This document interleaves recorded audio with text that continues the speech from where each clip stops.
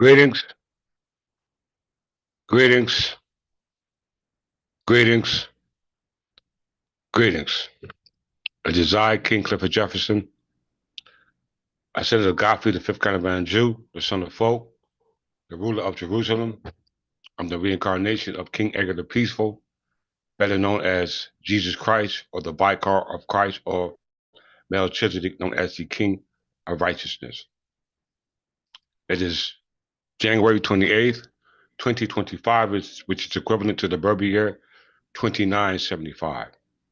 I greet you in the name of the ancestors, the successors, as well as the predecessors. All those who sit behind me are our illustrious ancestors from the past, in spite of the political status or the civil status that they were subject to at that particular time as a result of conquest, slavery, indigenous, and any other name you want to throw on there. This lesson today is called The Devil's Punch Bowl, Natchez, Mississippi. This is called The Devil's Punch Bowl, Natchez, Mississippi. I don't know if any of you ever heard of that term, but you need to familiarize yourself with it because it's very, very important and it has a very great impact on your lives today. This is the reason why you don't have anything today as a result of this condition, all amounting to the time when we were at a state of servitude. So if you think you understand slavery, all right, well, you need to take a look at this lesson. With that, let's get started.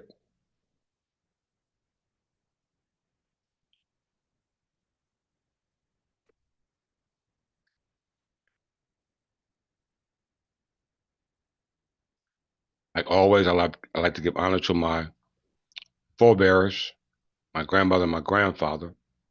So let me just show them real quick.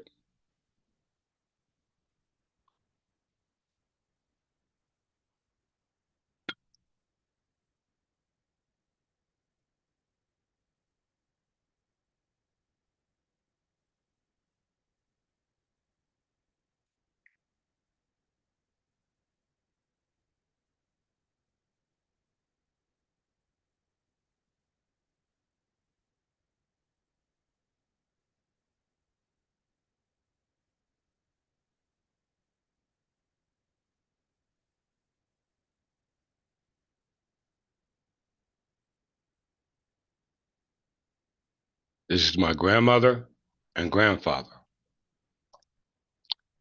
Nina Ruth Jefferson and Lee Otis Jefferson. Once again, my grandmother, Ruth Jefferson. My grandfather is Leotis Jefferson.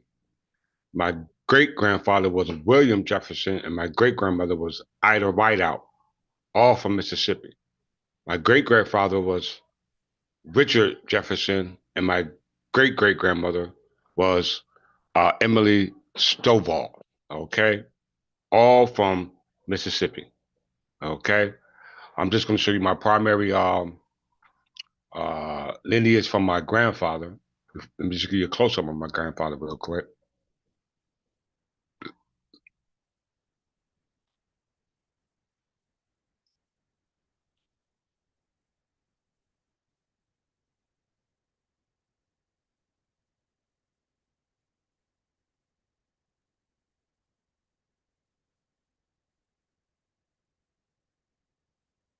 This is my grandfather, the Otis Jefferson.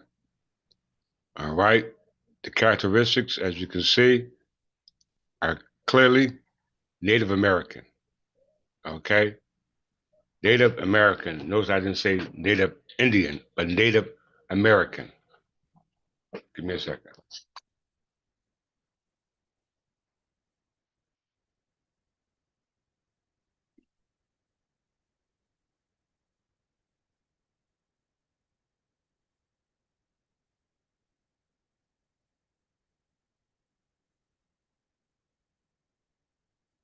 Why this is important that I didn't say Indian versus Native American is because the term Native Indian didn't come along with until the Spanish conquest, okay, in 1491, 1492. under the Spanish conquest, under the Spanish colonization or the Spanish conquest, what we call North America, by Roman Catholic Spanish people. Okay, all right. You had the influence of the Spanish Roman Catholics and the French Roman Catholics. Okay, as well as the Protestants who were Roman Catholics. Okay, who were pretty much where your founding fathers descended down from. Okay, so this is my grandfather, Leotis Jefferson. All right, was married to Ruth Jefferson.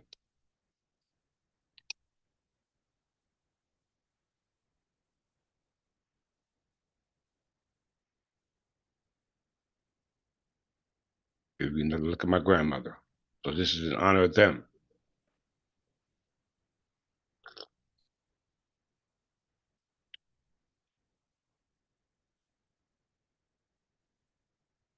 This is in on Comstock Street, New Brunswick.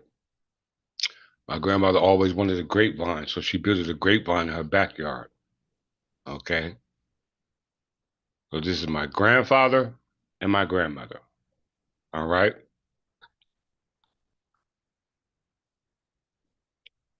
This also shows some other credentials.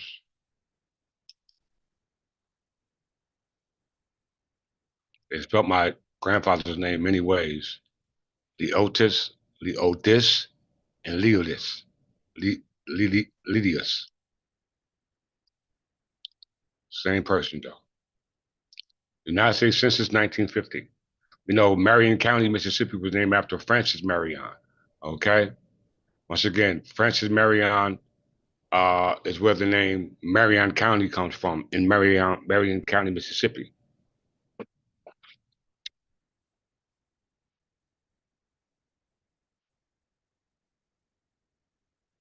This is my grandfather, Leotis Jefferson.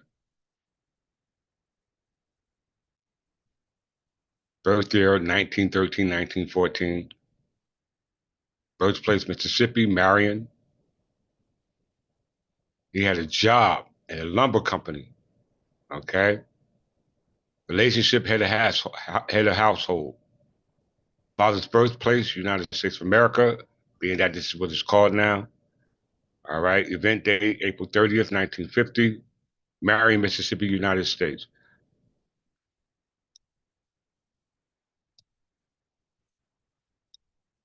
Numeration District 4632, line number 921, page number 10. His wife, Bruce Jefferson, my grandmother. Birth year 1927. Birthplace Mississippi. Married status, yes. Race is considered reclassified as a Negro. Relationship to the head of household was the wife. Event date. Numeration District 46-32, line number 22, page number 10. Jesse Jefferson, my uncle. All right. Their son. My auntie, Willing Jefferson,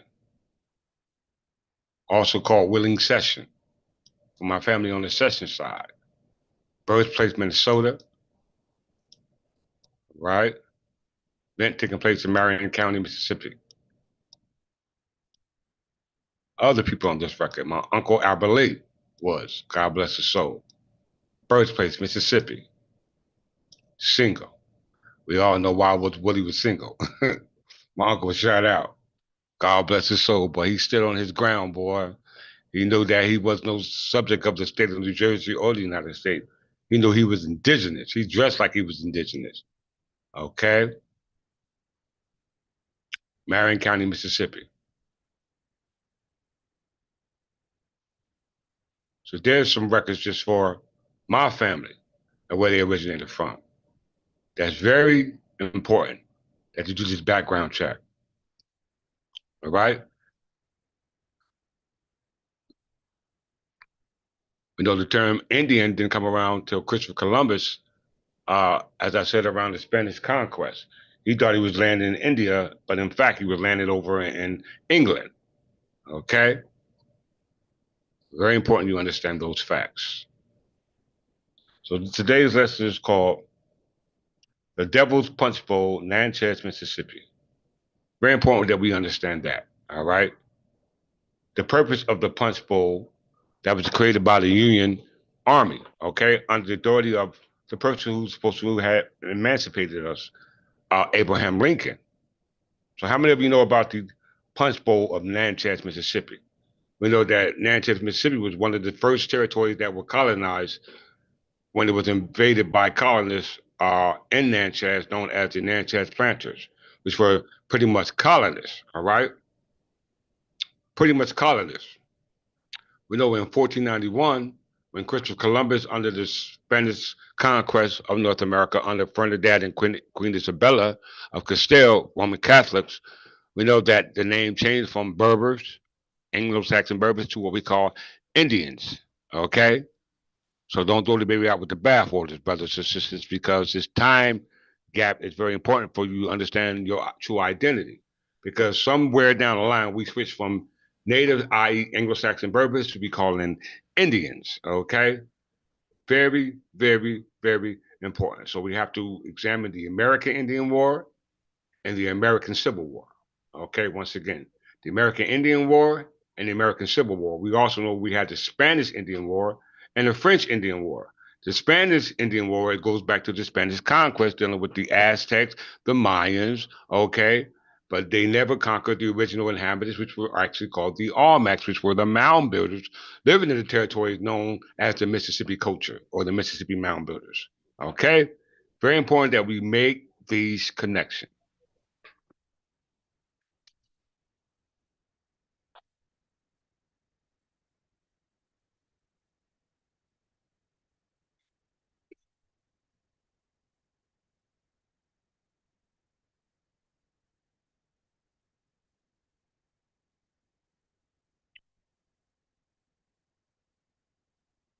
The reason why this is important because birthright citizenship is involved. Birthright citizenship is involved, and the question about birthright citizenship is on the forefront in regards to it being dissolved. Okay, here in what they call America. Okay, so everyone has to come to that point in fact that this will be at your front door sooner or later. All right, because the whole question is citizenship. All right, all right, citizenship, whether it's by blood or whether it's by soil or whether it's by being a foreigner. The whole question involves citizenship and how they determine citizenship and how citizenship was defined by the law. Okay, not what we want to assume it denotes to. All right, based upon our own mental concepts, but what it actually says in the law. And the only two ways you can establish that is by the laws governing the time period dealing with us as a nation of people, excluding everybody else. But we're talking about us, okay? The so-called black, Negro, colored, Ethiopian. This is your history, okay, that you need to correct, all right? Which I'm going to help and assist you in that today. Very important. We are all of one house, okay? We are all of one house, the Anglo-Saxon Berber house, okay? Very important.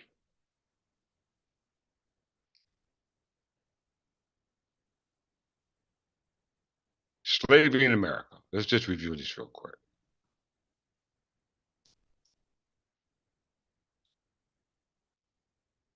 Slavery in America or slavery in the United States. Everyone needs to really take a good look at what is being said to them today because it's affecting you today in some form, in some fashion. This history affects you today. If you view this lesson today with the lesson I did yesterday, then it will come full circle. All right? I'm going to go very slow. This only pertains to us here in North America. All right. During the time of our freedom, to the time of our enslavement, and to the time of our emancipation here. All right. I'm not talking about being brought over here on slave ships or anything like that. I'm talking about here, the physical enslavement as a result of the contractual agreements that were made due to what we call the uh, antebellum era, called the antebellum era. It's very important that you keep your mind frame there. Okay, you keep your mind frame there.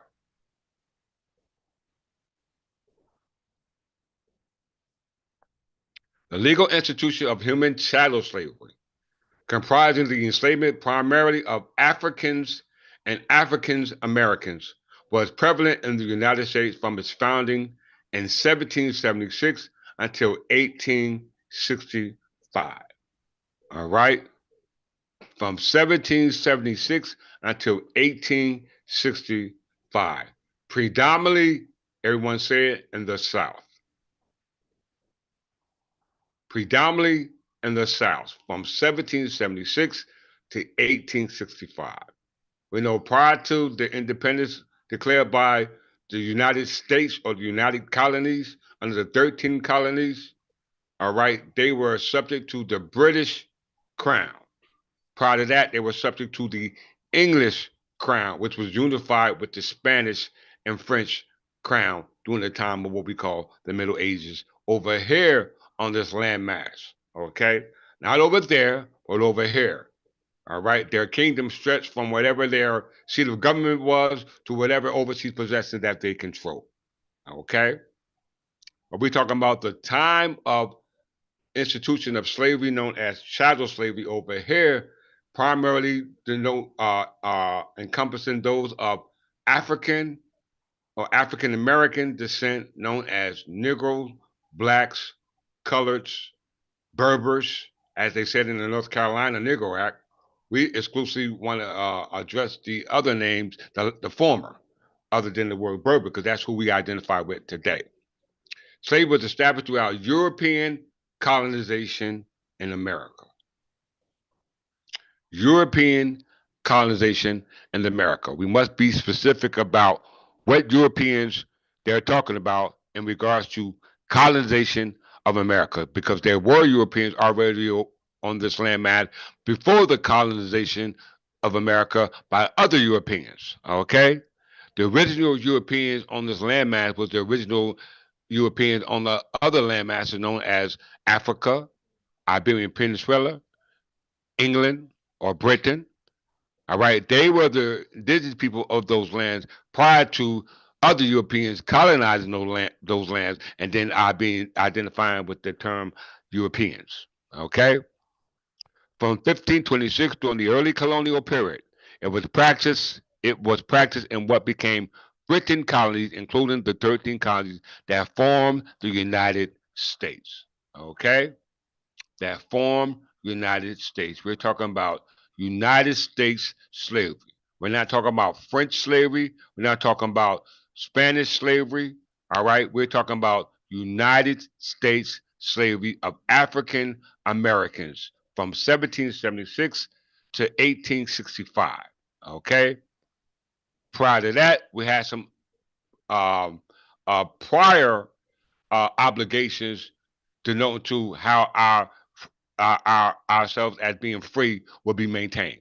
Somehow we forgot that. Okay, that needs to be restored to you, or else you will be forever in the condition of slavery. When I'm talking about those being enslaved, I'm specifically talking about the African or African Americans who were emancipated by the 13th Amendment and became citizens by way of the 14th Amendment, but under a different process than what the founding fathers had established for themselves, as well as those who would become foreigners of the United States through the naturalization process. There's a different process that you all need to understand in regards to really emancipating yourself mentally as well as physically from slavery. Okay?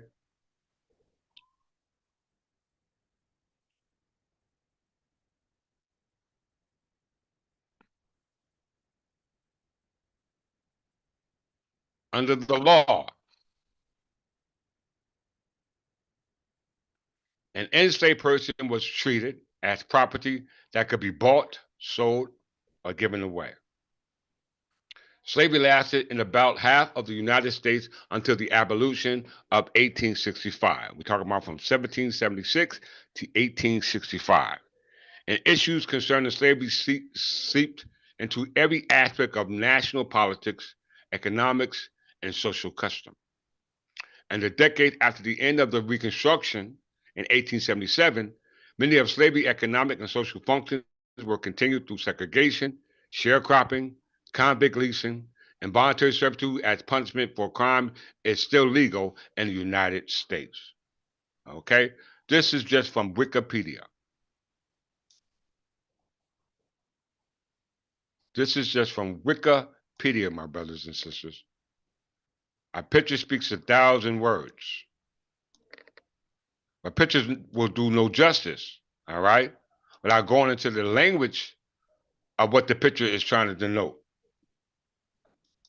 Okay, everybody look at the picture and get a different narrative from it, especially coming from uh, a historical standpoint, okay?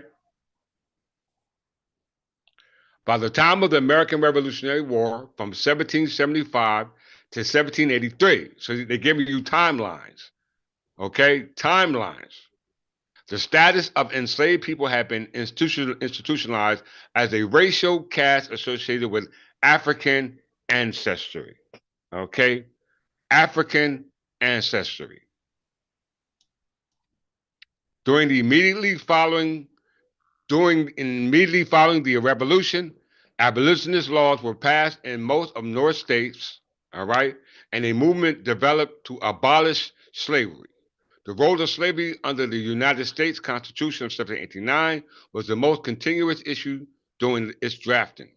The three-fifth clause of the Constitution gave slave states disproportionate political power, while the futures of slave states under Article 4, Section 2, Clause 3 provides that if a slave escaped to any other state and escaped to another state, the other state could not prevent the return of the slave to persons claiming to be his or her owner.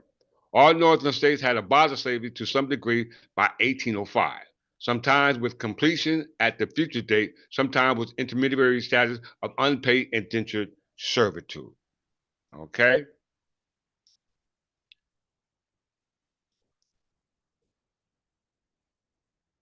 Abolition was in many cases a gradual process. Some slave owners, primarily up in the upper South, freed their slaves, and charitable groups bought and freed others. The Atlantic slave trade began to be outlawed by the individual states during the American Revolution and was banned by Congress in 1808. Nevertheless, smuggling was common thereafter, and the United States Revenue Cutter Services, i.e., Coast Guard, began to enforce the ban on the high seas.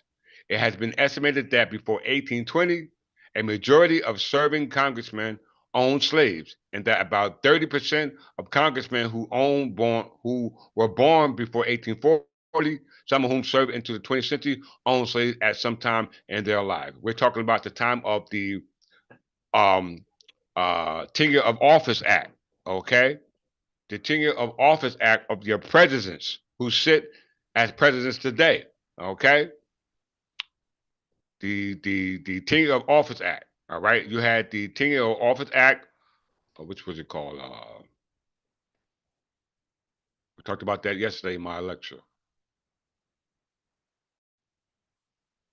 Of 1820, okay? We're talking about 1820, and it was a Tenure of Office Act of 1820, okay?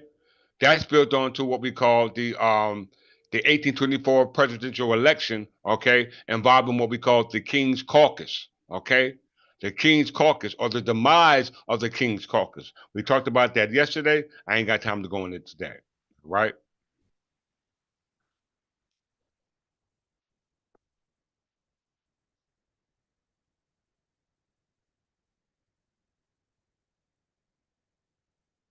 The rapid expansion of the cotton industry in the Deep South after the invention of the cotton gin greatly increased demands of slave labor, and the southern states continued as slave societies. The United States divided into slave and free states and became ever more polarized over the issue of slavery. Driven by labor demands from new cotton plantation in the Deep South, the Upper South sold more than 1 million slaves who were taken to the Deep South. The total slave population in the South eventually reached 4 million. 4 million, brothers and sisters.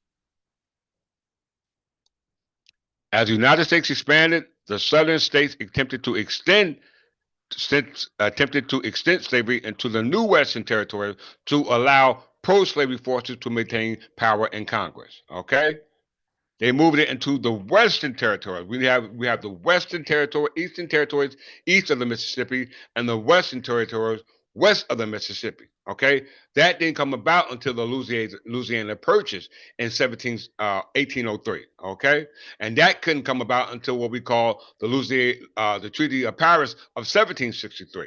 Okay, because prior to that, those territories were inhabited by New Spain and New France. Okay, under the Empire of France and the Empire of Spain.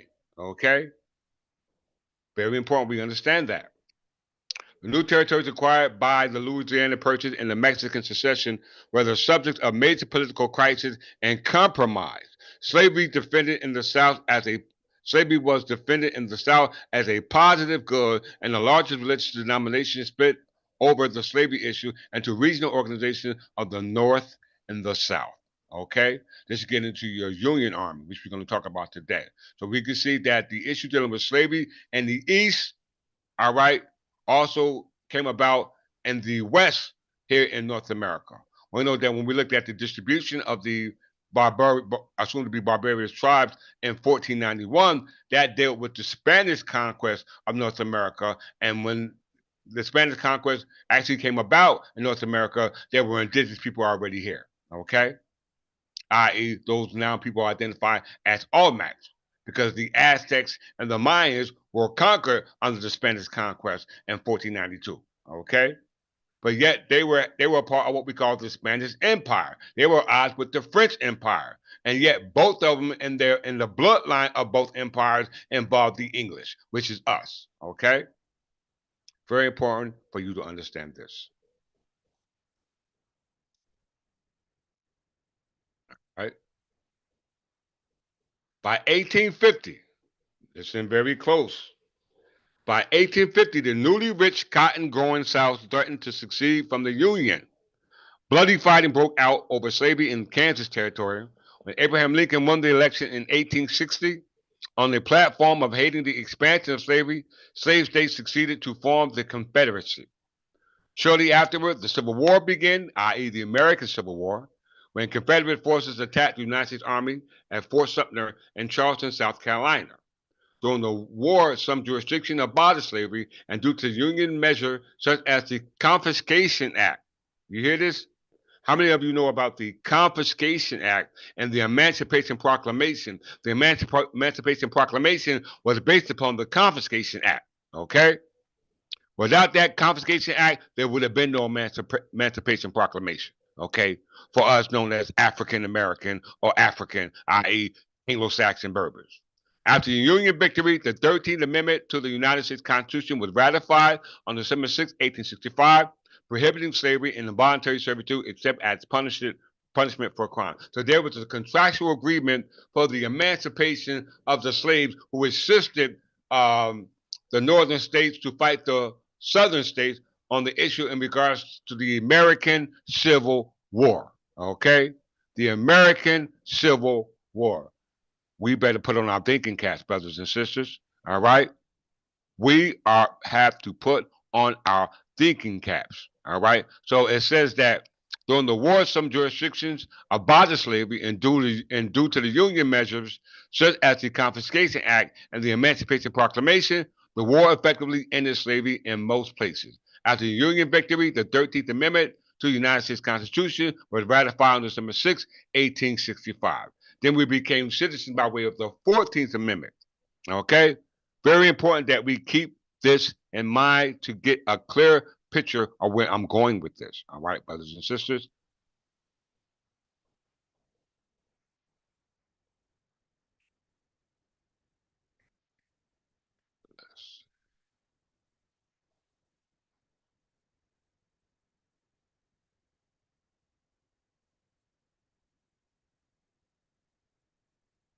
So we just read slavery in the United States, all right? And we understand that through the Confiscation Act, we would be allowed to be emancipated through the Emancipation Proclamation, which was addressed by who?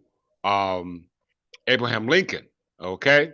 Abraham Lincoln established the Union based upon the Confiscation Act, all right? Which deals with the Union colored slaves, okay? The Union colored slaves, those who assisted the North and the South on the promise of emancipation, okay? We must understand that the conditions were so bad, brothers and sisters, all right? The conditions were so bad.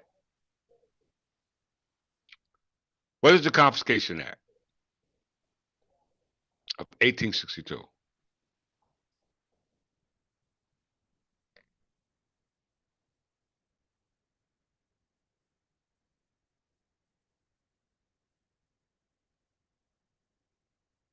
Confiscation Act of 1862. The Confiscation Act of 1862, or Second Confiscation Act, was a law passed by the United States Congress during the American Civil War. This statute was followed by the Emancipation Proclamation, which President Abraham Lincoln issued through his joint capacity as President and Commander in Chief. President and Commander in Chief. Long title: An Act to Suppress Insurrection, to punish treason and rebellion, to seize and confiscate the property of rebels, and for other purposes. Nicknamed the Second Confiscation.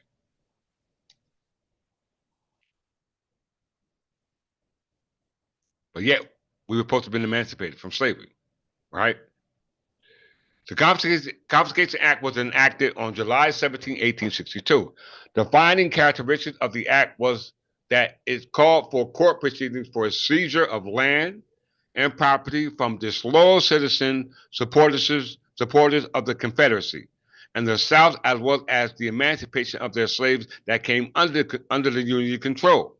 Once again, the defining characteristic of the act was that it called for court proceedings for seizure of land and property from disloyal citizens, i.e., supporters of the Confederacy, and the South, as well as the emancipation of their slaves that came under the Union control.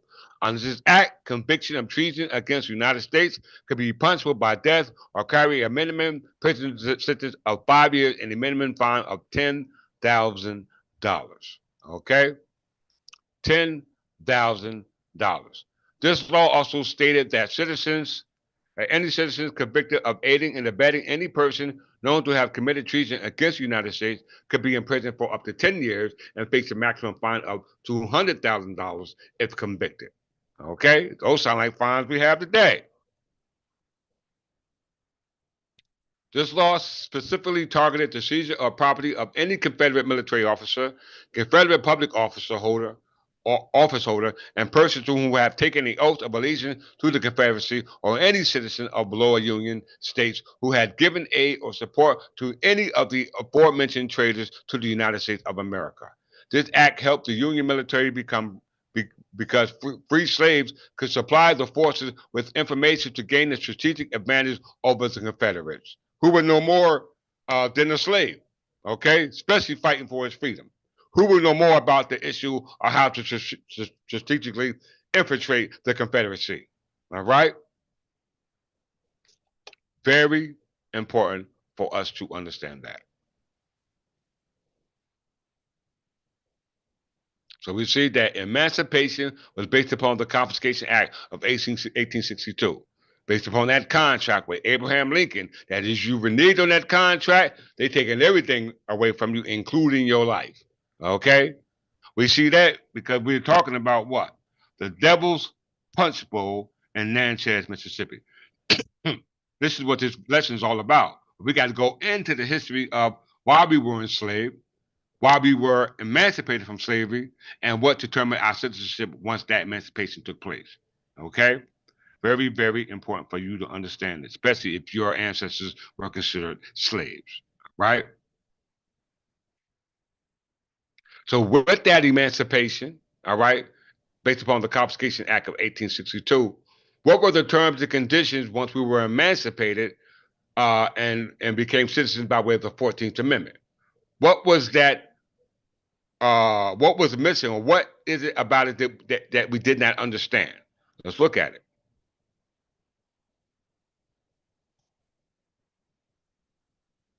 Especially in the eyes of the founding fathers.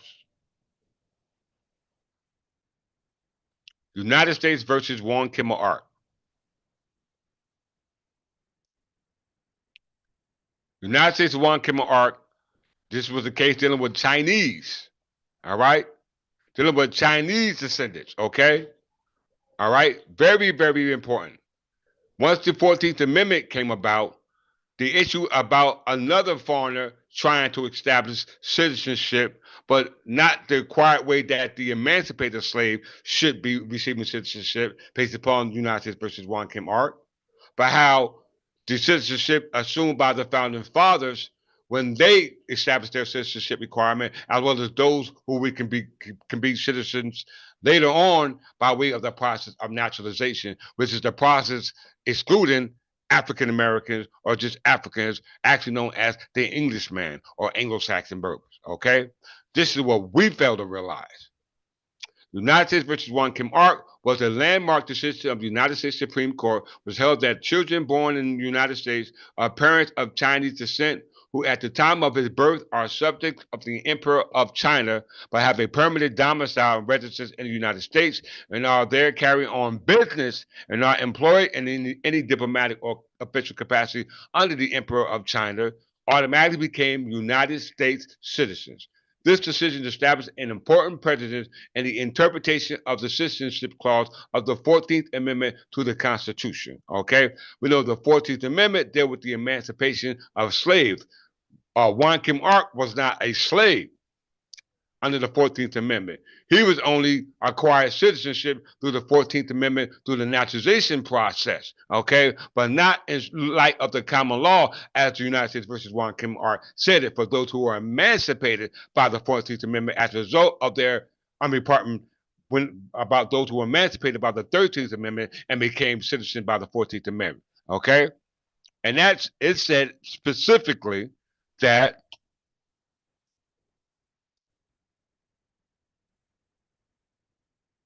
the citizenship clause of the 14th Amendment must be interpreted in light of the English common law.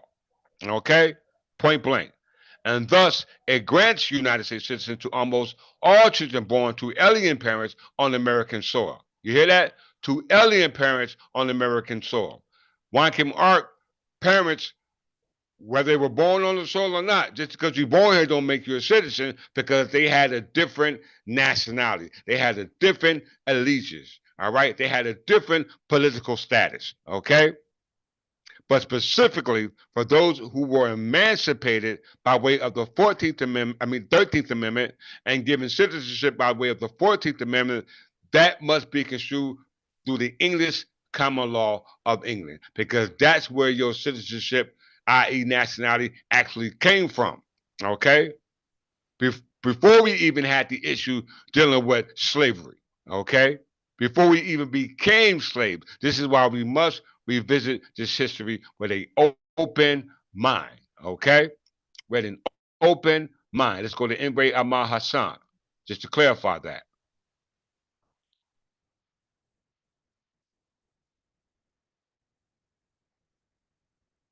Imre Ahmad Hassan is a case heard in the district court, 1942, East District, Michigan District Court, Imre Ahmad Hassan. It says to summarize the approach which must be followed in deciding whether a particular person applying for citizenship is a white person within the meaning of the statute as interpreted by the Supreme Court, it is necessary to determine first the particular group or racial subdivision to which an individual belongs. In practical effects, proof of this fact is a matter of genealogy. An individual who presents an aberration from the color of skin of the group on which he is a member, such as a light-skinned Chinese, actually Juan Kim Ark. Okay? Juan Kim Ark was a light-skinned, if you talk about it from a skin color, he was light-skinned Chinese, okay? But yet his status of citizenship was not based upon the English common law. It was based upon the law created by the intent of those legislators to give some type of status to those who were foreigners on land that they now became prescription sovereigns over, all right, and established the method of how they determined citizenship was based upon the Naturalization Act of 1790, which is based upon the color of skin, i.e., white person. I don't know how simple to make this, okay? So if we're not light skinned Chinese or even light skinned Arabs or dark skinned Arabs, all right, we cannot be citizens, okay, based upon the intent of the Naturalization Act of 1790, as well as the intent of the case law provided by United States versus Wan Kim Ark in reference to the Chinese Wan Kim Ark, okay? We must construe our status based upon the English common law because why? That's our nationality. We are English Anglo-Saxon Berbers that happen to have dark skin. So what does it say? An individual who persists in aberration of the color of skin of the group of which he is a member, such as a light-skinned Chinese or Japanese, or a dark-skinned Anglo-Saxon. You hear that? So they classify two groups: light-skinned Chinese or Japanese, whichever, and then the dark-skinned Anglo-Saxon. All right, does not thereby acquire a different status under the act other than the members of his group. Okay, so now they're talking about a white-skinned person, and they're talking about a light-skinned Chinese or light-skinned Japanese.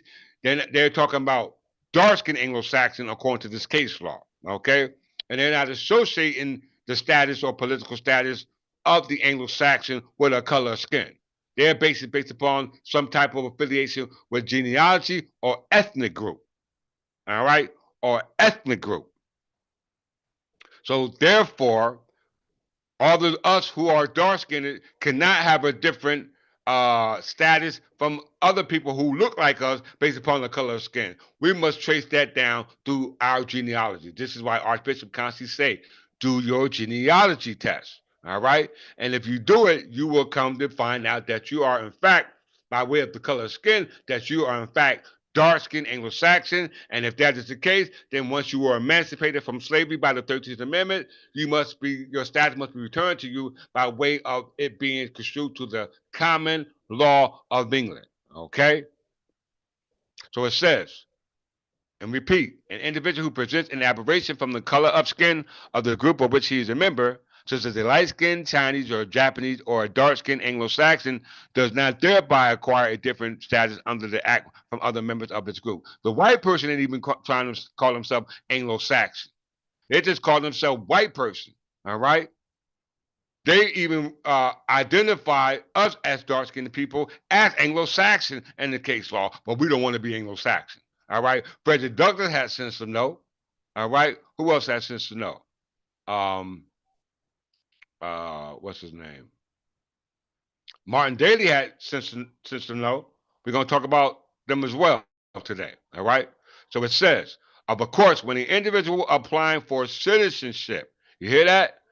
Of course, when the individual applying for citizenship has a skin of a different color than is usual for a member of the group from which he claims to come, a strong burden of proof then rests upon him to show by the usual method of proving genealogy that he is in fact a member of that group. That's why our requirement is so stringent.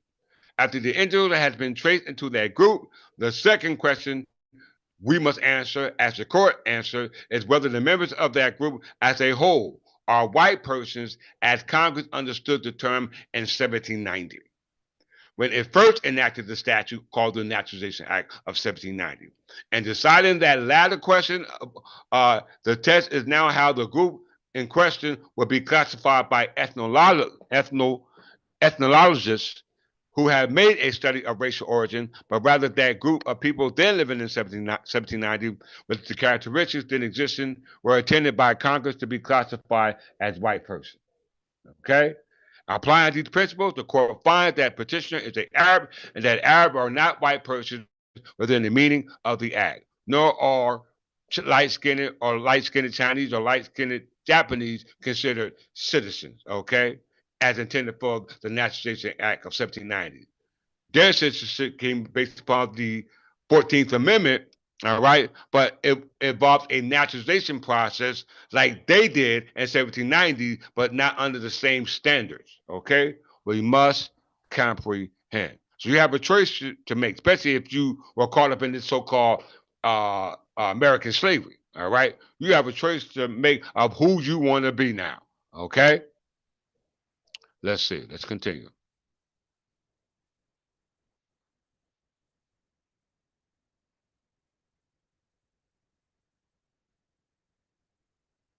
So the name of this lecture is called The Devil's Punch Bowl in Natchez, Mississippi. Okay? The Devil's Punch Bowl in Natchez, Mississippi. I want to go back to an article we talked about yesterday.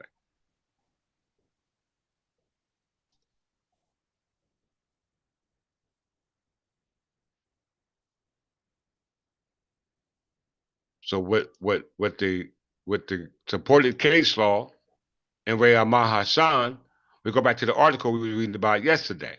Okay?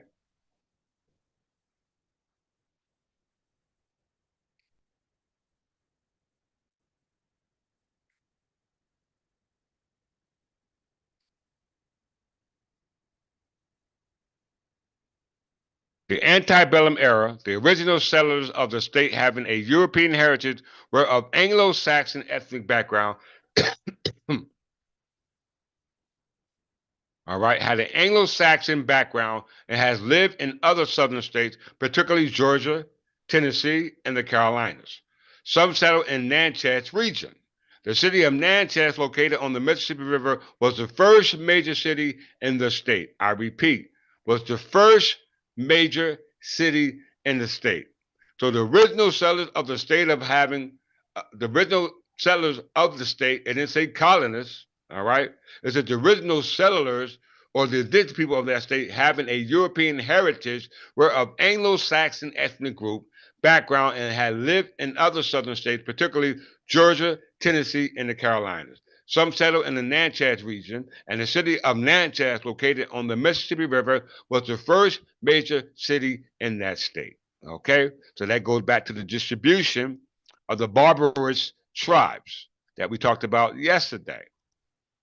Just revisiting, that's all. Just revisiting.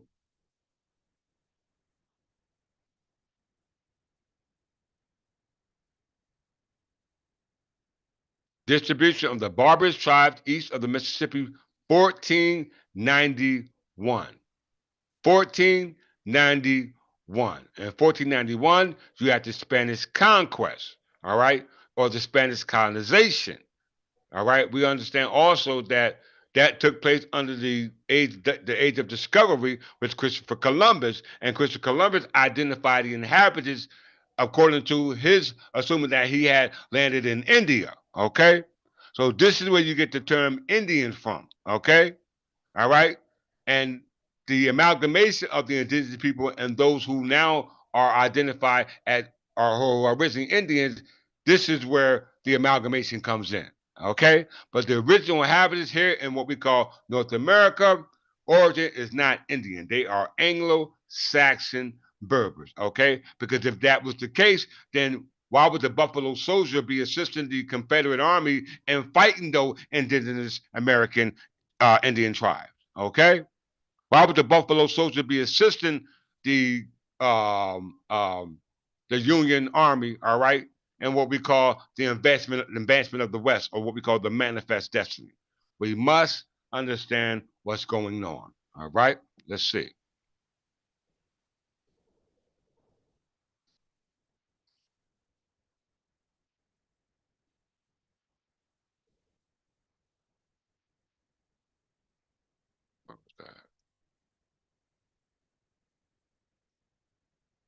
All right, let's go here now. Now I got a clip to show you, brothers and sisters. I got a clip to show you. All right, because it said the original settlement. All right, the original settlements was in Natchez, Mississippi, okay, along the Mississippi River. We know that west of the Mississippi River, uh, was inhabited by Empire of France and the Empire of what we call Spain. Okay, the Empire of France and the Empire of Spain. This is very important for us to understand, especially talking about those indigenous people who lived along the Mississippi River. Okay, my grandmother, grandfather, their mother and father, their mother and father were all living in the area known as Mississippi. Okay, and they are the indigenous people. And my grandfather had characteristics of those of indigenous Native American features or characteristics, okay? But he was not a Native American Indian, all right? Very important for you to understand that. We all seen the picture of my grandfather. I'm not going to go back to that. Let's go here.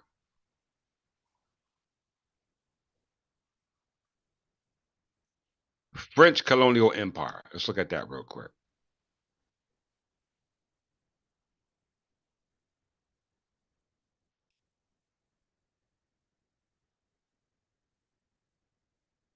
The French colonial empire, okay? The French colonial empire. Look at the flag. Look at the with the three fleur de lises on it. Okay, very important. Look at the territorial extent of the French empire, not just over in on the Iberian Peninsula and the territories that extended from that, but as well as in what we call North Africa. All right, as well as in North Africa, as well as along the coastal territory associated around the Mediterranean Sea, okay, or whatever uh, body of water that's over here, okay. We see the territorial extent of the vast empire of the French Empire, okay, before you even had a British Empire, okay. We must understand that, all right. We must understand that. And we understand that those people living there at that particular time, all right, were indigenous to that land. And we see that from 1491, during the distribution of those barbarous tribes, all right, that comes in a latter time or a later time, okay? That comes in a later time when you're dealing with the people living here from the descendants of those French people. Because when you're dealing with the French colonization of North America, these were under Roman Catholics as well. Not just the Spanish Roman Catholics, but the French Roman Catholics. Okay? We must understand that to put the story together. Let's see.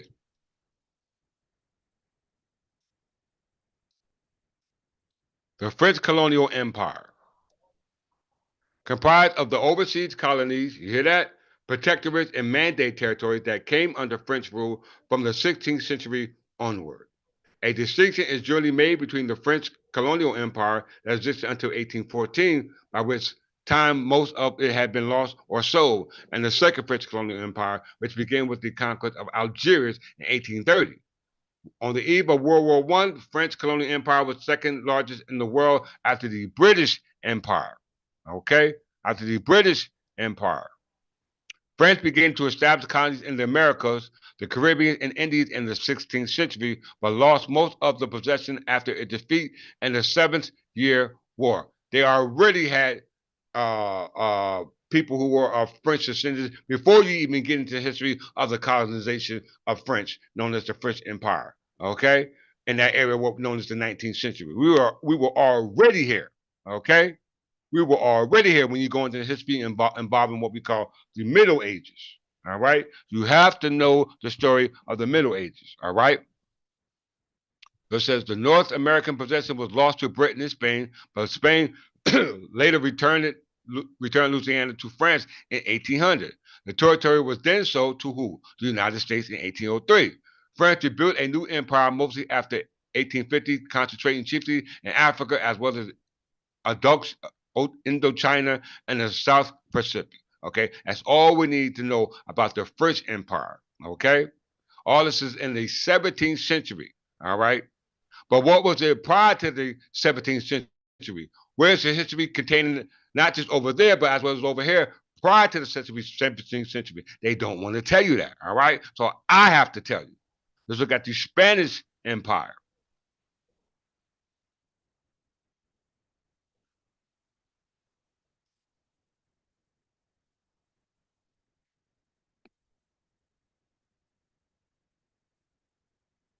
Spanish Empire.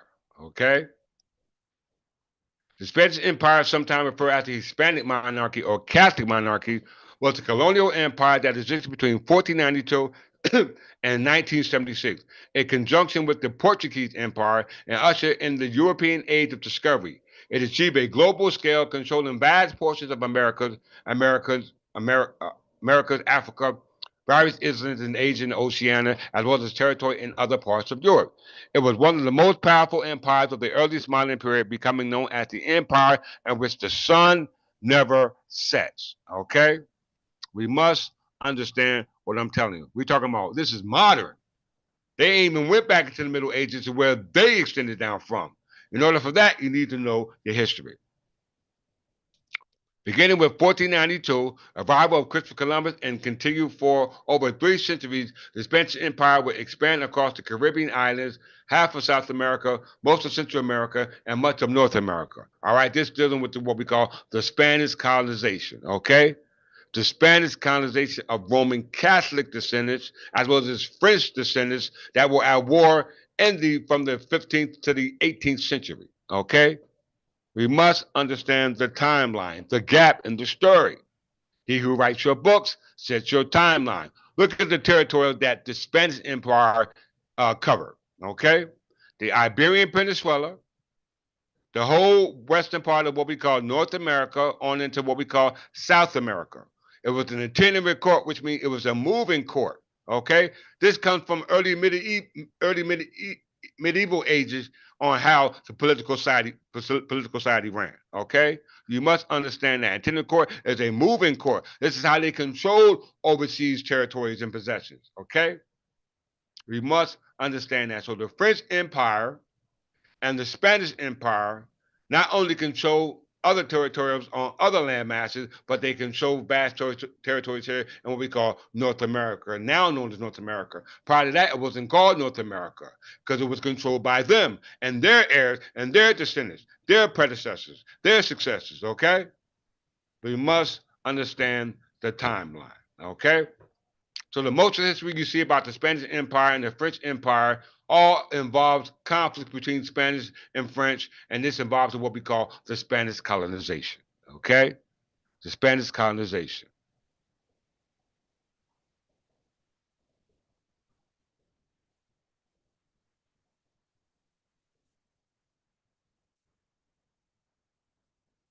Spanish colonization of America.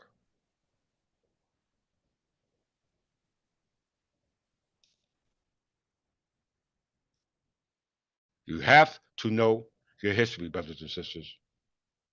If you don't, it will repeat itself.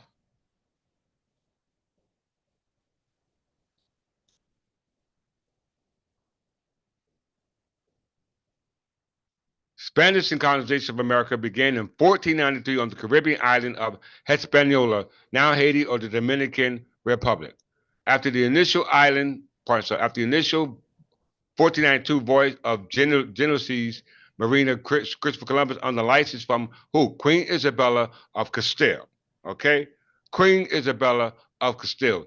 These overseas territories of the Spanish Empire were under jurisdiction of the Crown of Castile until the last territory was lost in 1898. Okay? Until 1898. So the Spanish colonization of North America, okay, under the Spanish Empire, okay, under the Spanish Empire, which was succeeded to the French Empire, all starting around the same time, around as a result of conflicts that they had with each other, all right, over the true inheritors of those estates that they were fighting over, okay? Going all the way back to the original kings of the Crown of Castile. That's Sancho II and Ferdinand III. They were allied with the Plantagenets in the crown, who we descended down from, through Edward I and Henry II, okay? Through Edward I and Henry II. All right, we must understand that. All right, so the Spanish colonization, and not forget the distribution of the barbarous tribes in 1491. Okay, 1492 is a year later. Okay, so the distribution means to distribute the original inhabitants over there by identifying them under a different misnomer known as Indians now. Okay, All right. Prior to that, you were not called Indians. You were Anglo-Saxon Berber, just like Ray Ahmad Hassan said it in the Supreme Court. Okay. We must understand what's being said to you, because your whole birthright and citizenship, whether it's just so or just sanguineous, is dependent on it. Okay. It is dependent on it. Let's see. And the crown of Castile. Let's look at that real quick before I move on with this lesson, which is called the Devil's Punch Bowl, Natchez, Mississippi. Okay, because all these territories that was west of the Mississippi were inhabited by the people we're talking about now. Okay, the most concentrated area of the inhabitants of our ancient ancestors was in the middle of the country. All right, not on the coast, but in the middle of the country. It was on the coast that you put the defenses. Okay, all right. The barbarian tribes, or the barbarous tribes, or the Berber tribes were coastal as well. Okay. The 1911 encyclopedia said they were not only in the Mediterranean Sea, they were only in the Atlantic coast. There were other places as well. Okay, those places skip my mind right now, but go back to yesterday's lesson and it will be talked about. All right. So the crown of Castile. All right. This is before the Spanish Empire. Okay, under the authority of Ferdinand and Queen of Castile, Isabella of Castile, who were Roman Catholics. Okay. All right. This we're going back into what we call the 13th century. Okay. That's where we're going to with this. Let's see. The crown of Castile was a medieval polity in the Iberian Peninsula that formed in 1230 AD as a result of the third definite union of the crowns, and some decades later. The Parliament of the Kingdom of Castile of Leon, upon the ascension of the then Castilian king Ferdinand III to the vacant Leonese throne. It continued to exist as a separate entity until the Persian Union in 1469 of the crowns of Castile and Aragon and marriage of the Catholic monarchs up to the promulgation of Nueva Planta decree by Philip IV in 1716. Okay? We must understand what's going on, not just over there, but as well as what's over here. Okay? It's not till 1492 that you get the voyage of Christopher Columbus and the discovery of the Americas, which were major events in the history of the Castile once they were influenced by Roman Catholics. Okay? We must understand that. And in return, you had the conquest of the Aztecs Empire, you had the conquest of the Mayans Empire, but you had the conquest of the Inca Empire, but you did not have a conquest of the Olmec Empire, because they were the predecessors of all those people who now came and established empire after them. You never give honor to the originator. Why? Why you don't give originator to the originators? Okay? That's us, the Anglo-Saxon Berbers. Okay? Let's see.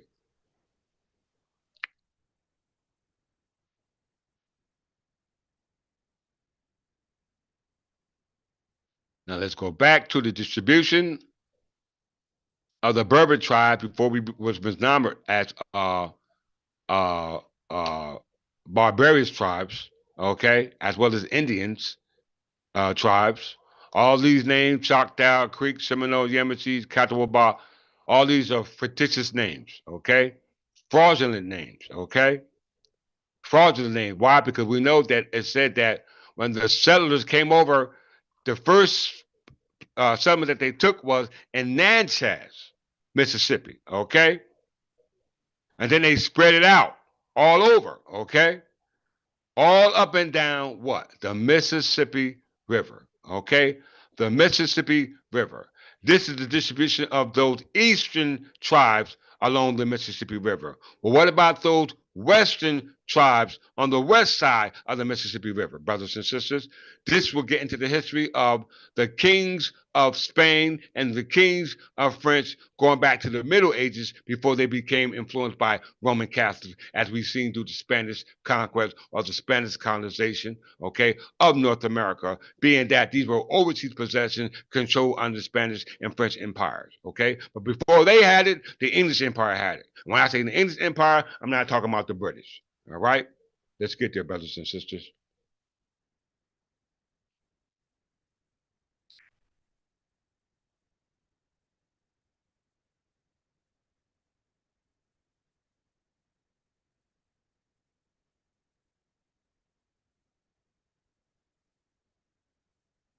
The Devil's Punch Bowl, Natchez, Mississippi, the concentration camp of the United States Civil War, or the American Civil War. The concentration camp, we know when we say the word concentration, we know it means to focus on, okay? To focus on. All right. So this camp that they created called the concentration camp was named or nicknamed the Devil's Punch Bowl, specifically in Natchez, Mississippi. And we know based upon the history of Mississippi, Natchez was first settled by foreigners, okay, who enslaved the original inhabitants of that land that was existing west of the Mississippi River, okay. That goes back to the territories that were governed by pardon myself, by Spanish and French Roman Catholics who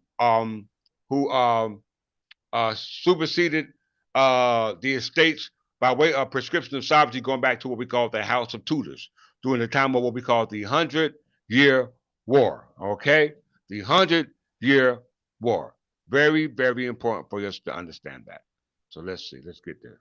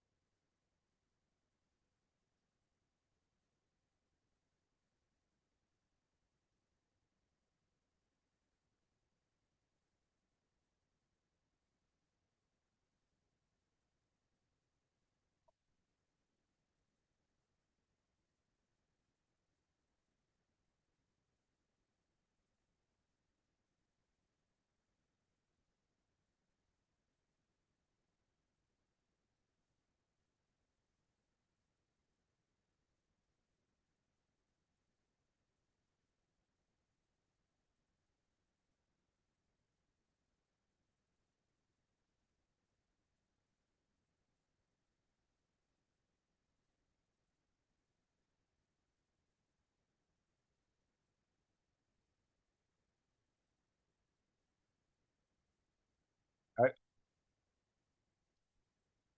Now, do you see any Native American Indians in that picture, brothers and sisters? Do you see any Native American brothers and sisters in that picture? Of course you don't. Of course you don't. All right. So how could we be Indians? Okay. When none of the Indians uh, uh, are depicted in the features that took place in what we call Natchez, Mississippi Devil's Pool. Okay. Why? Ain't no Native Americans in there. All right. And we know that those who help assisted in the what we call the American Indian War was those of African American descent. All right. One group was known as the Buffalo Soldiers. Okay. Assisted in the American Indian War. Okay. All right. And after the American Civil War, American Indian War, you had the American Civil War. Okay. To emancipate those slaves that existed. All right. Known as those color slaves. Okay. Union color slaves. So we're going to talk about that today, brothers and sisters. It's about time somebody did. All right. It's about time someone did.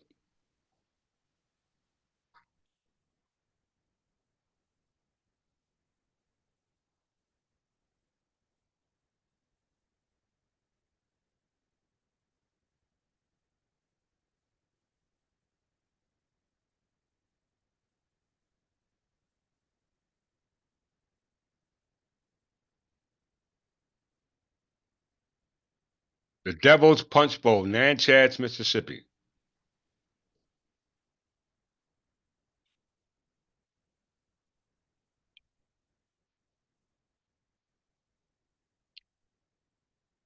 The struggle for freedom of the slave and that accomplishment of the colored troops of the Union of the United States military who gave their lives to further their cause and a story to be told. There's a story to be told. The Devil Punch Bowl Natchez has become one of those stories.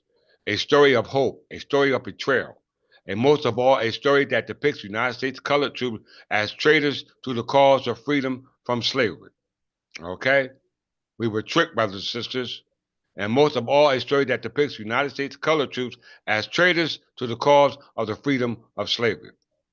Harsh words spoken in defense of the soldiers that preserved Natchez during the Civil War while trying to defend their integrity in the midst of what I can only call a rumor. Because I can get started, before I get started, let me share the publication I have found on the subject through online research.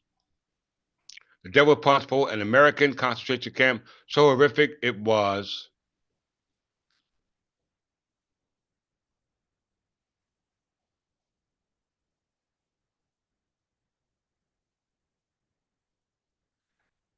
pardon, so where was I at? It was so horrific it was erased from history. Okay? It was so horrific it was erased from history. Claire Bernice, March 4th, 2017. Say the words concentration camp, and most will surmise the topic surrounds World War II and the Nazis. But the hard labor, constant threat of death, and barbarism these microscopic hells presented were unique to Adolf Hitler. In just 1 year, around 20,000 free slaves perished in the Devil Punch Bowl in Natchez, Mississippi of the United States of America. After the Civil War, a massive exodus of former slaves from southern plantations trekked northward in hope of reaching a location of true freedom. But embittered soldiers, resentful of the people considered property, were now free and had other plans. One of the tiny town's population mushroomed 12-fold from the influx, as researcher Paula Westbrook, who had extensively studied Devil's Punch Bowl. He noted that when the slaves were released from the plantations, during the occupation, they overran Natchez, and the population went from about 10,000 to 120,000 overnight. Unable to grapple with the instant population swell, the city turned to the Union troops still lingering after the war to devise a merciless and impotent solution. So they decided to build an encampment for him at Devil's Punch Bowl, which they walled off and wouldn't let them out. Former director of Natchez City Cemetery, Don Estes, explains. Devil Punch Bowl is so named for a cavernous bowl-shaped gulf wall off by three top cliffs, an area unintentionally made perfect for a hellish prison by nature herself. A tanglage of lush green now tops bluffs near the Mississippi River in Natchez, hiding past atrocities that took place when the Union Army soldiers corralled and captured those freed slaves in worse conditions than they endured previously as slaves on sprawling plantations. In the unrelenting heat and humidity of the deep south, African American men toiled at hard labor clearing thicks of brush, while women and children, not seen as viable workforce for the task, languished without food or water within the locked concrete walls of the camp to die of starvation. Barbarous treatment didn't even end when someone died. The Union Army did not allow them to remove the bodies from the camps. Westbrook explained. They just gave him shovels and said bury him with the bury him where they drop. Mm-mm-mm. Bleak conditions of being cramped inside locked walls and forced to work until exhaustion or death also led to the spread of disease and illness. A little discussed, but insidious issues for former slaves, killing up to 1 million individuals following the extensive emancipation. Once again, following the extensive emancipation, and that came based upon what we said, what was the Confiscation Act, okay? This Confiscation Act of 1862. All right, we must understand that. Disease broke out among them, smallpox being the main one. Estes says that Estes said of the concentration camp prisoners, and thousands died. They were begging to get out. Turn me loose and I'll go home, back to the plantation, anywhere but there. Do y'all hear what I'm saying to y'all?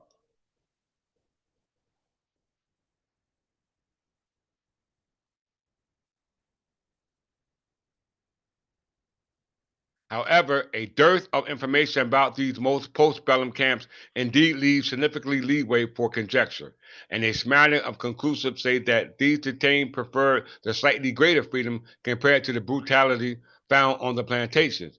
Additional critics dispute Westbrook or Estes and the number of whom died in the Natchez camp, saying that the number is likely closer to just 1,000, but without methodological record keeping. The figure is impossible to verify with certainty. Either way, this black eye on American history is still one of the largest and most brutal acts of state-sanctioned death this country has ever seen. Once again, this country has ever seen. This is very important for us to understand. All right, now let's go to Wikipedia, dealing with the Devil Punch Bowl, since we got a narrative of it.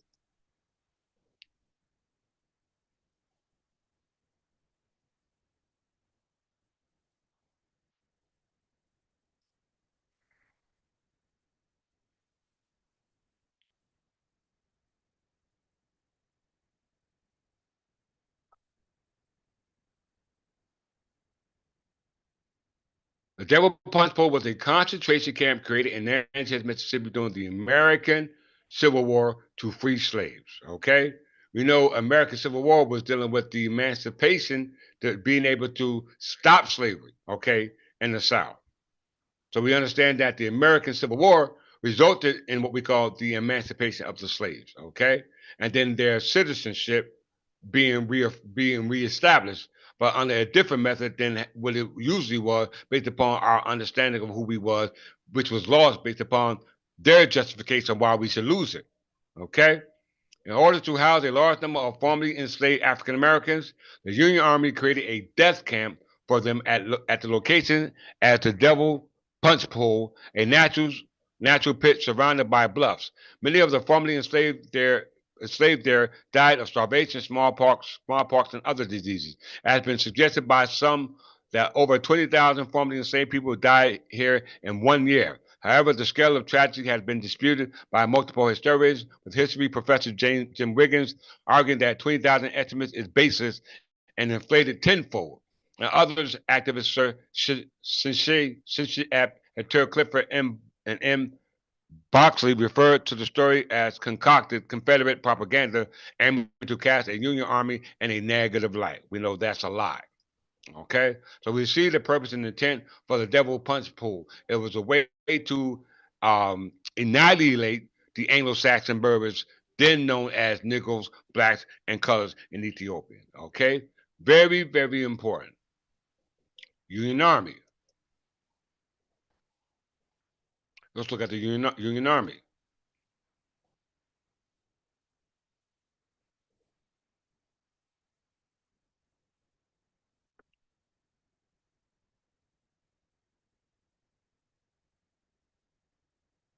Union Army. During the American Civil War, the United States Army, the land force that fought to preserve the collective union of the states, was often referred to as the Union Army, the Federal Army, or the Northern Army. It proved essential to the restoration and the preservation of the United States as a workable, viable republic.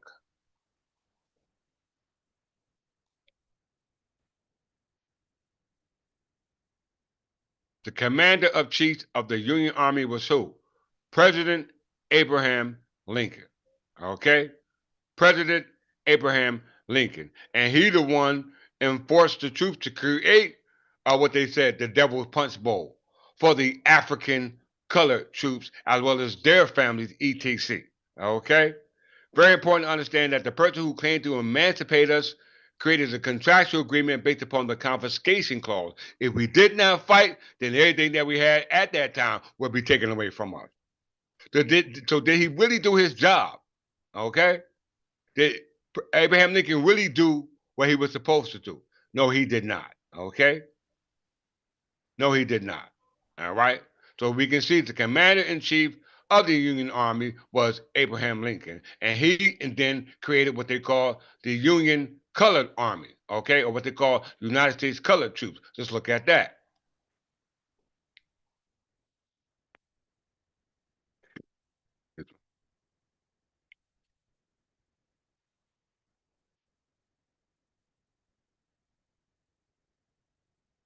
United States Colored Troops were a Union Army regiment during the American Civil War that primarily comprised of African Americans, with soldiers from other ethnic groups also serving in the United States Colored Troops.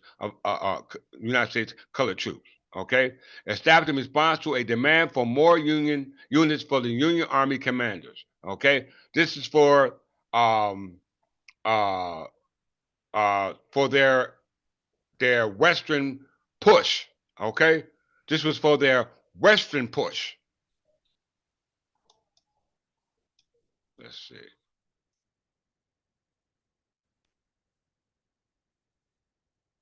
All right. They served in infantry, artillery, and cavalry. Approximately 20% of the United States was the United States what were they called? Colored troops. All right.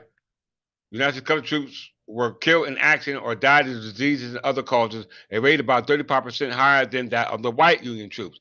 Numerous United States colored troop soldiers fought with distinction, with 16 receiving medals of honor. The United States colored troop regiments were precursors to the Buffalo Soldiers units, which fought the American Indian War. Okay, who fought in the American Indian War.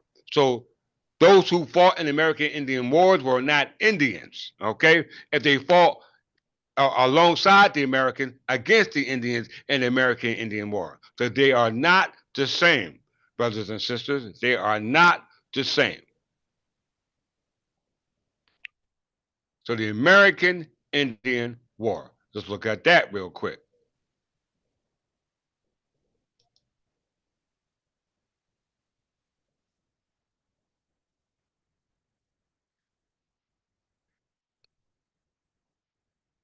The American Indian War. Very, very, very important, brothers and sisters, because we fought on the side of the Americans in the American Indian War, known as the Buffalo Soldiers, okay? All right, for some so-called promise of so-called freedom. All right, so this was always the contractual agreement. All right, you fight for us, we emancipate you. Okay, the American Indian War, also known as the American Frontier War or the Indian Wars, was a conflict initially fought by European colonial empires, the United States, and briefly the Confederate States of America and the Republic of Texas against various American Indian tribes in North America. This is a part of the Manifest Destiny, brothers and sisters. The Manifest Destiny. This conflict occurred from time of the earliest colonial settlements in the 17th century until the end of the 19th century. The various wars resulted from wide varieties of factors, the most common being the desire of settlers and governments for Indian tribe land. The European powers and their colonies enlisted allied Indian tribes to help them conduct warfare against each other colonial settlement. After the American Revolution, many conflicts were local to specific states or regions and frequently involved disputes over land use, and some entailed cycles of violent reprisal. Okay? Very important for us to understand that.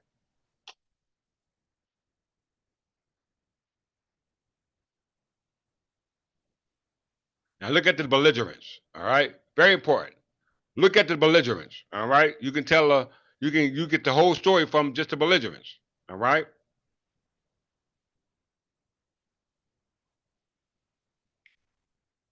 Now we know that the distribution of those tribes east of the Mississippi, all right, which was some of the tribes that you see here, as well as those tribes that were west of the Mississippi River, which was in territories encompassed by New Spain and New France, okay, under the Spanish Empire and the French Empire under the authority of Roman Catholic monarchs, okay, under the authority of Roman Catholic monarchs ruling in the interior court on the territory where their government was set up and controlling overseas possessions. Okay, as a result of the conquering of the overseas possessions, namely here, all right, of the indigenous people that go back to the station that they are now holding as a result of the overthrow.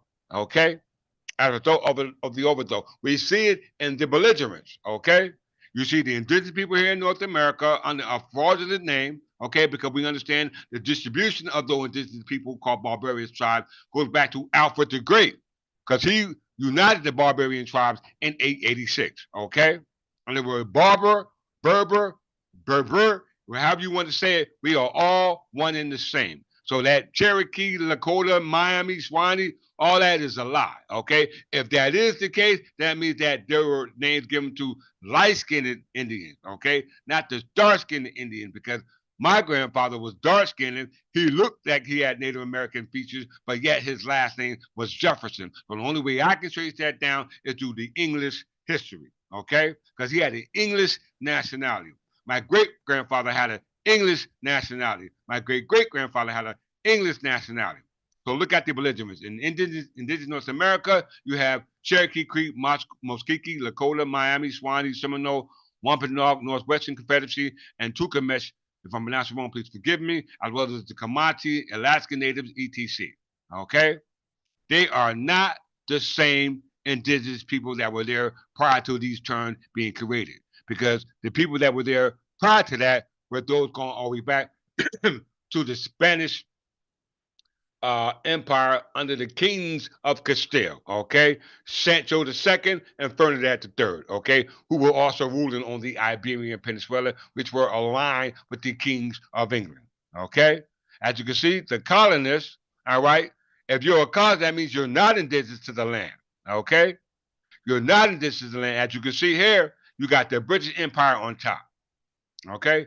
Then you got the Kingdom of England afterward, and that denoted to what they call the Kingdom of Great Britain through the unification of 1707.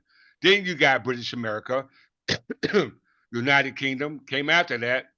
Then it became associated with British North America based upon the unification. All right, and all of them were preceded by what? The first French Empire, known as the Kingdom of France, New Spain, and the Spanish Empire, known as the Kingdom of Spain. Okay, all of them are sitting right here. They're right here, but nobody knows their history. Nobody knows the history, okay, based upon the American Indian War. The American Indian War. They just started calling you American as a result of the Spanish colonization, okay? Going back to Ferdinand and Queen Isabella of Castile, which she called the natives as Indians. Prior to that, you were not an Indian. You are an Anglo-Saxon Berber because the original settlers of the Mississippi Natchez area were of Anglo-Saxon descent. Okay? All right? Of Anglo-Saxon descent. We must comprehend what's going on. And these vast kingdoms going back to time immemorial all are associated with the American Indian War and the territorial expansion of the United States. Okay? The territorial expansion of the United States. Now, if you look at the territorial expansion of the United States, and that goes back to what we call the distribution of the barbarous tribes, okay?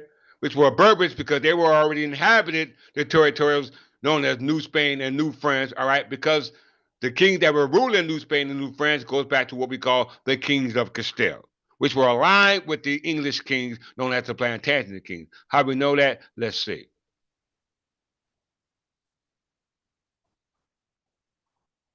Crown of Castile,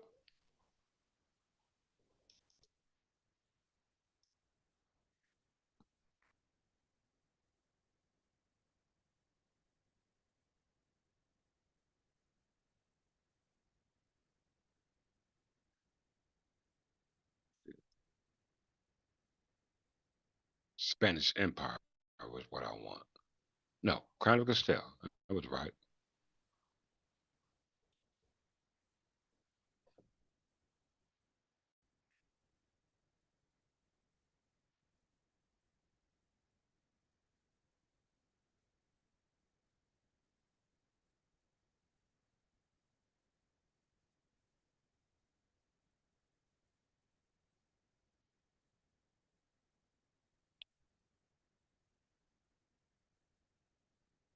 Wait a minute, brothers and sisters.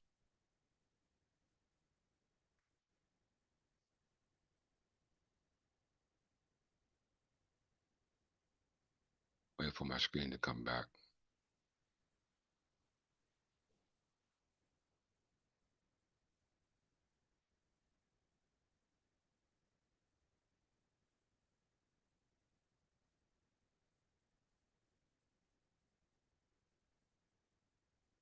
Yeah. Crown of Castile. All right. So we know that the Crown of Castile was from 1230.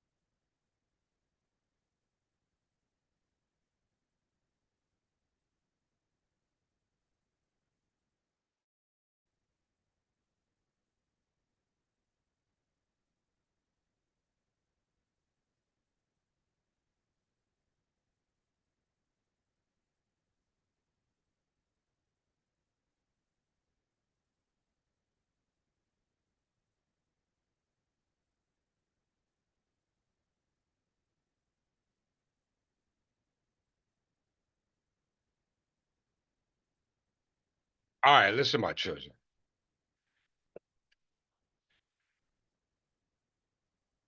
We know the distribution of the barbarous tribes. All right, and we know that's Berbers. Okay, that's Berbers. Goes back to 1491. Okay, let's just go back to the map.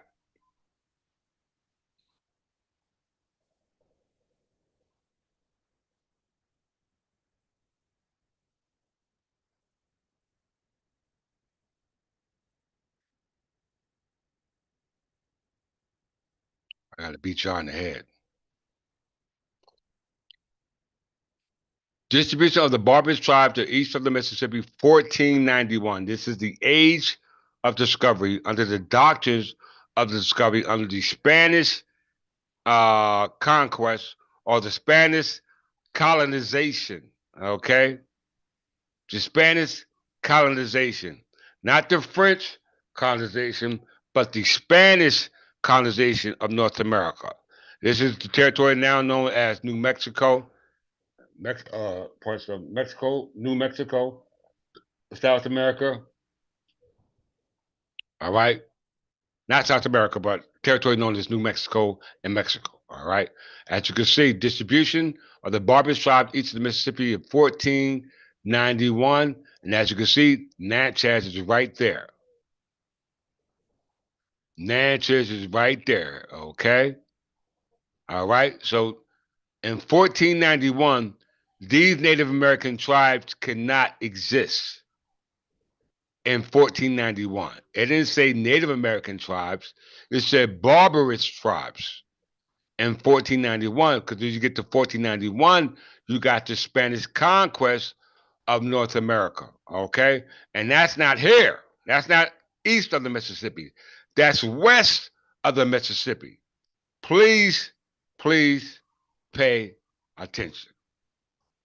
If this is 1491 and everything east of the Mississippi River is reclassified as Native American Indians as a result of the Age of Discovery or the Doctrine of Discovery under the Spanish King and Queen, Ferdinand and Isabella of Castile, okay? Which were Roman Catholics, okay? And that started the Spanish colonization, all right? That started the Spanish colonization. All right. Everything west of the Mississippi. Okay. Everything west of the Mississippi. Okay. And when you go back to 1491, there's a big gap in history between 1763 and 1491 concerning territory west of the Mississippi. Concerning territory west of the Mississippi. From 1491 to 1763, or even to 1803 with the Louisiana Purchase, okay? With the Louisiana Purchase. Everything that's west of the Mississippi, all right, is a territory under New Spain and New France, okay? New Spain and New France, all right? Known as the Spanish Empire, okay? This says the distribution of the barbarous tribes. It didn't say Native American Indians. It didn't say Spanish Indians. Okay? It says uh, the focal point is barbarous tribe, but it has listed on the map Native American tribes as Indians tribes. Okay? As Indian tribes. But I find this hard to believe when you look at the territorials west of the Mississippi, okay? West of the Mississippi, and that goes to territorial going back to the Spanish Empire, okay? Happening all in the same year, okay? This has to make sense to somebody, okay? It has to make sense to somebody, and what sense should it make sense to is those who are the original inhabitants of these territories, all right? So, by virtue of that fact, that takes us back here to the crown of Castile. The crown of Castile.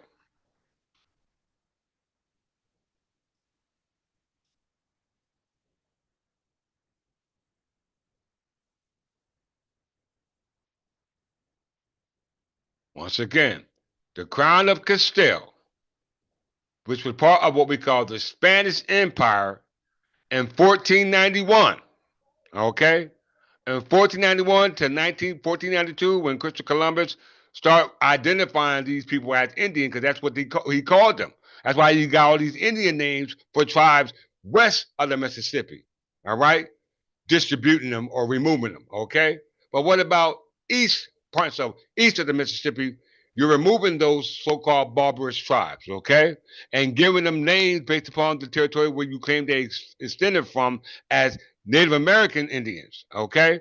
But what about the Spanish Empire that was in 1492 that was over west of the Mississippi River? Did they have those same names as the Indian tribe that you gave east of the Mississippi? That's the question we all need to ask ourselves, okay? Because they were connected to the Spanish Empire, okay? They were connected to the Spanish Empire as well as the French Empire. Why? Because they were all one and the same. All one and the same. Let's see. In 1492, the voyage of Christopher Columbus and discovery of the Americas were major events in the history of Castile. The West Indies, islands, and mainland of Ocean Sea were also part of the crown of Castile when transported from lordship to the kingdom of the heirs of Castile in 1506. With the Treaty of Bella, if I'm pronouncing it wrong, and upon the death of Ferdinand the Catholic priest, the discovery of the Pacific Ocean, the conquest of the Aztec Empire, the conquest of the Inca Empire, and the Spanish conquest of New Grenada, as well as the conquest of the Philippines, all had shaped the crown of Castile into a global empire in the 16th century. Okay? In the 16th century, but the crown of Castile goes back to 1230. Okay? 1230. And the ruler of the first ruler of the crown of Castile, going back to 1230, was Ferdinand III. Ferdinand III. Okay, a Spanish king. His great maternal grandmother was Eleanor of England.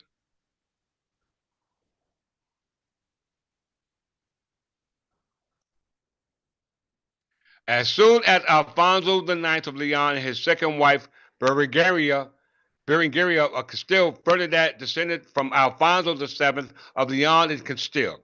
On both sides, his paternal grandmother, Ferdinand II of Leon, and maternal grandfather, Sancho III of Castile, were the sons of Alfonso VII, between whom the kingdom was divided. Ferdinand had other royal ancestors from his paternal grandmother, Eurica of Portugal, and his maternal grandmother of Eleanor of England, and a daughter of Henry II of England, and Eleanor of Aquitaine. Did you hear that, brothers and sisters? Did y'all hear that? Did y'all hear that? I don't think you heard that. Okay? Who was Eleanor of England? Eleanor of England, pardon myself, Eleanor of Castile. She was married to Edward I, the son of Henry III of the Plantagenet crown. When you go back to Ferdinand's maternal grandmother, Eleanor of England, she was married to a Spanish king. Right? Eleanor of England, the daughter of Henry II, was married to a Spanish king, Ferdinand VIII. Okay?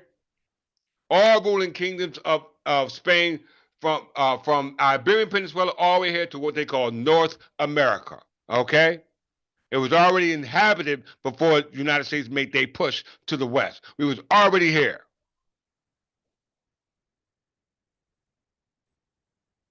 Eleanor of England was Queen of Castile and Toledo and wife of Alfonso VIII of Castile. She was the sixth child and second daughter of Henry II of England and Eleanor of Aquitaine, a French king. All right, a French king. So the French kings and the Spanish kings were a family. Once again, Spanish crown, French crown, married into the English crown. Come on, man, don't play with us here at the Third Temple English Church of England. We know our history, okay? We know our history. You are our heirs. You are our descendants, okay? So that's why they tried to kill you off, okay? They're continuing to try to kill you off. All right? To kill yourself, to kill your brothers and sisters by hating yourself. All right? By hating yourself. Let's see.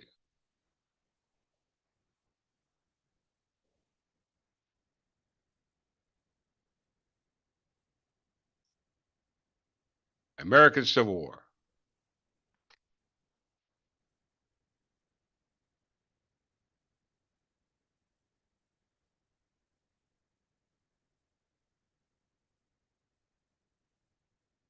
All right, we know about the American Civil War already. We know the purpose and intent. All right? Between the North and the South. Okay, they know they enslaved us and forced us to fight on behalf of the North, to fight the South, to stop slavery. Okay, but yet still under the guise of slavery. I mean, I don't get it. What's up with these people? All right. Martin Delaney.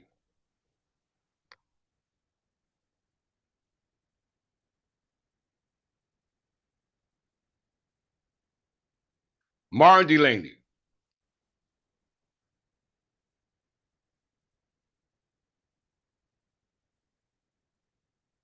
Martin Robinson Delaney was an American. This is 1812, brothers and sisters. In 1812, was an American abolitionist, journalist, physician, military officer, and writer who arguably the first proponent of black nationalism. The lady is credited with the Pan-African slogan of Africa for Africans. Born a free person of color in Charlestown, Virginia, now West Virginia, now Charleston, West Virginia, and raised in Chambersburg, Pittsburgh, Pennsylvania. Delaney trained as a physician, assisted physician assistant during the cholera epidemic in 1833 and 1854. And in Pittsburgh, Delaney treated patients, even though many doctors and residents fled the city out of the fear of contamination. In this period, people did not know how the disease was transmitted.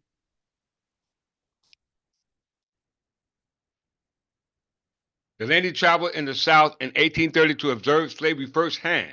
Beginning in 1847, he worked alongside Frederick Douglass in Rochester, New York, to publish the North Star. In 1850, Delaney was one of the first three black men admitted to Harvard Medical School, but all were dismissed after a few weeks because of the widespread protest by white students.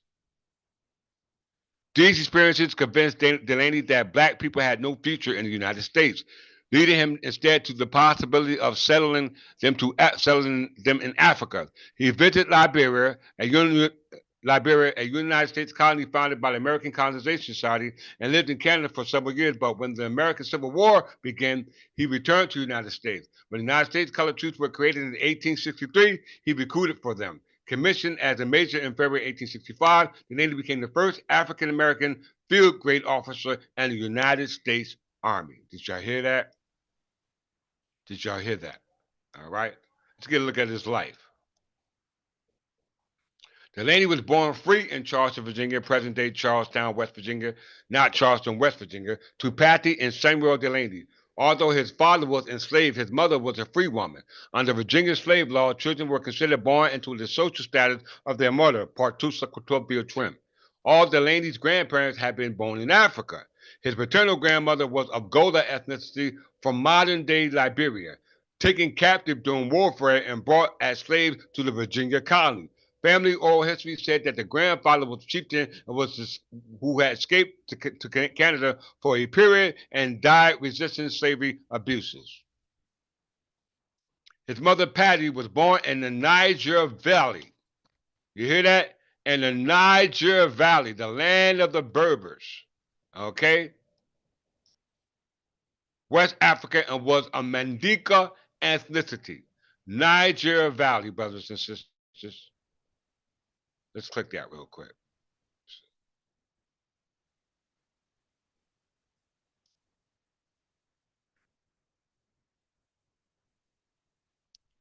Niger Valley.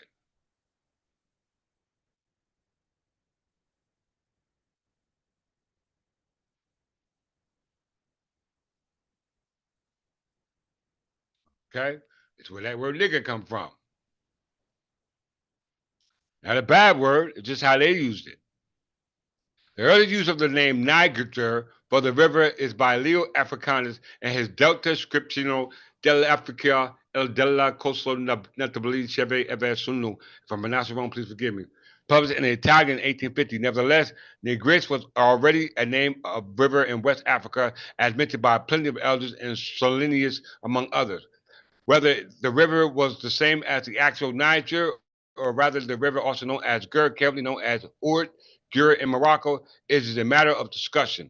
The Niger Nigris was said to divide Africa proper from the land of the Western Ethiopians to the south, and its name as well as the and its name as well as that of the river Gur might well come from the Berber phrase Grun, meaning river of rivers, as the current Tariq name of the river Niger.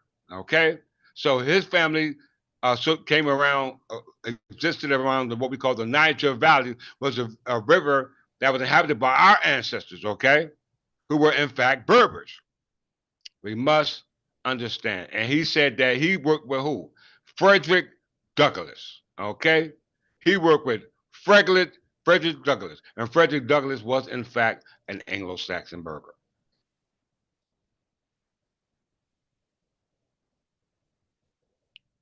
Let's see.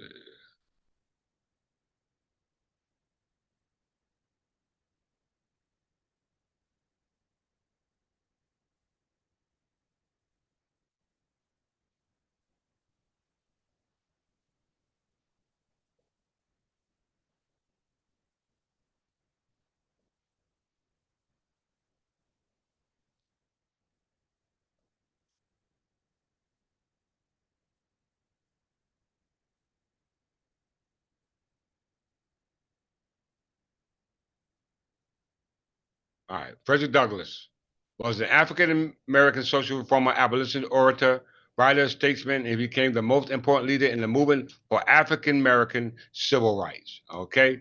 One of the most important brothers for African Americans concerning civil rights. Okay. What about our political rights? Not just civil rights, but political rights. All right. He knew where our political rights were because he knew in fact, he was an Anglo-Saxon, where our political rights stem from as established in Embre Ahmad Hassan. Okay, where's that at?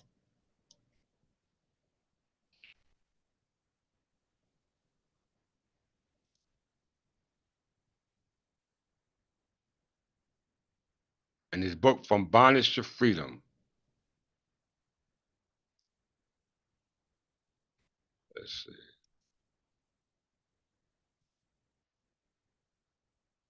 I'm gonna close out on that.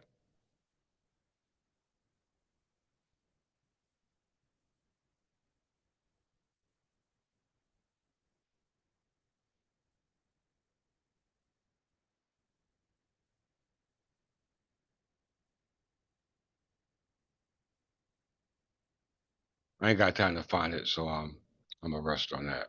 All right. Let me see if I covered everything.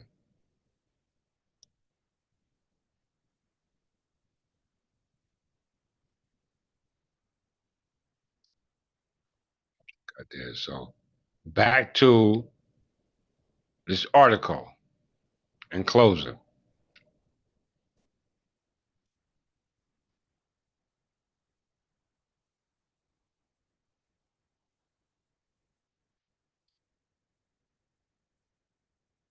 Back to this article, brothers and sisters, before I close out.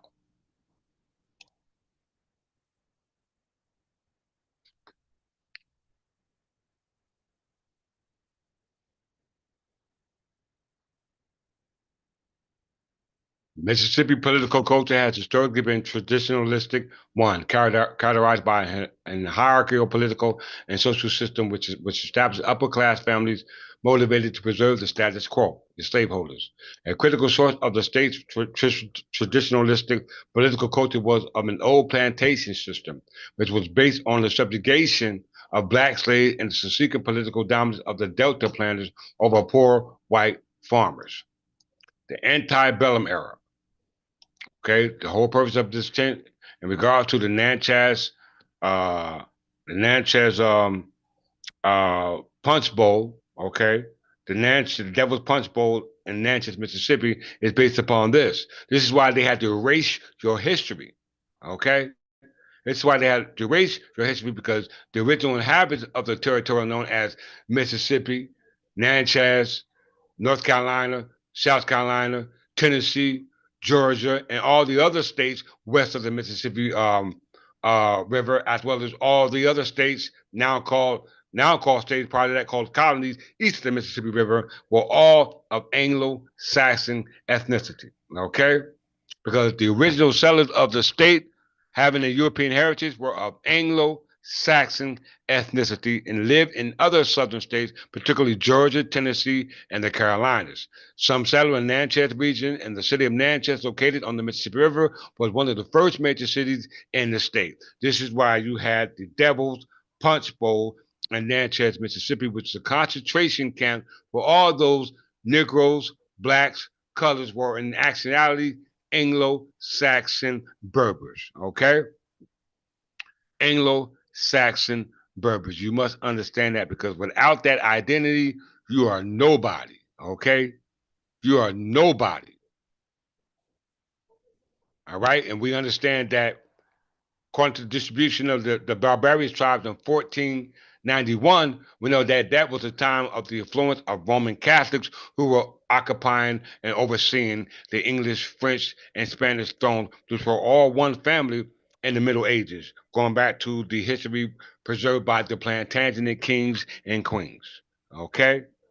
You must understand how to make these connections. If not, then you will forever be in a state of what we call servitude.